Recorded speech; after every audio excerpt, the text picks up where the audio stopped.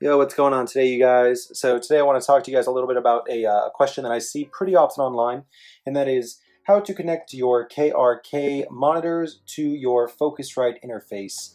More specifically, the Scarlett Focusrite interface. And this goes for those who have a 2i2, 2i4, 8i6, 2i, whatever. They're all pretty much the same. So this video will kind of go for all of the different Scarlett interfaces. For those of you who don't know a bit about KRK, they began manufacturing their studio monitors back in 2003 with the KRK Rokit G4, standing for Generation 1.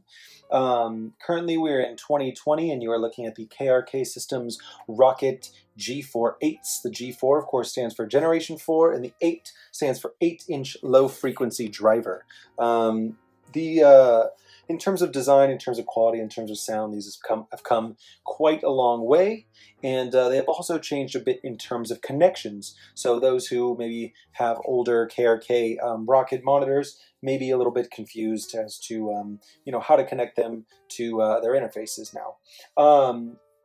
What is important to understand is that, and I'll take you around back here so you can kind of get a better look, that KRK Rokit monitors do not have the RCA inputs anymore. They used to have RCA inputs, and I guess it was okay for some setups, although I never recommend plugging in unbalanced cables to your monitors because you could pick up things like noise, and you're just not going to get as much of a clean connection.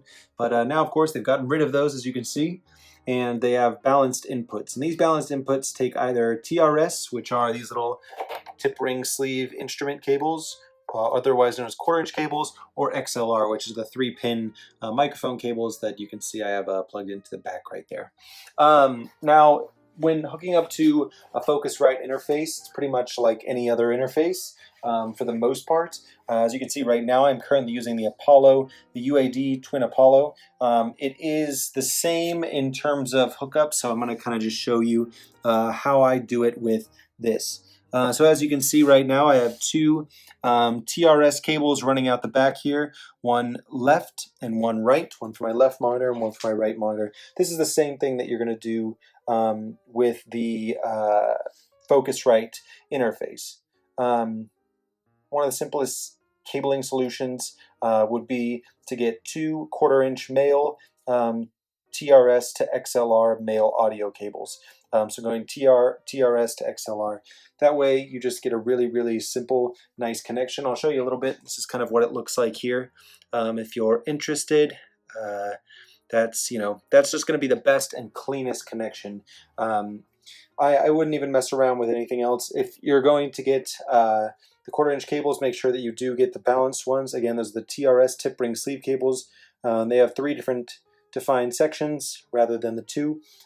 Again, it's just going to give you a cleaner signal and all. Do make sure that you do have your firmware. I know that a lot of the older Focusrite interfaces require that you download certain firmware on your computer or laptop to run them. So make sure that it's up to date, and then you should be good to go. It's smooth sailing from there. So yeah, if you guys have any other questions about how to hook up your KRK Rokit monitors to your Focusrite interface, or if you have any insights onto how you might hook up your KRK monitors to your Focusrite interface, please feel free to let me know in the comments. That's all for today. All right. Thank you guys. Bye.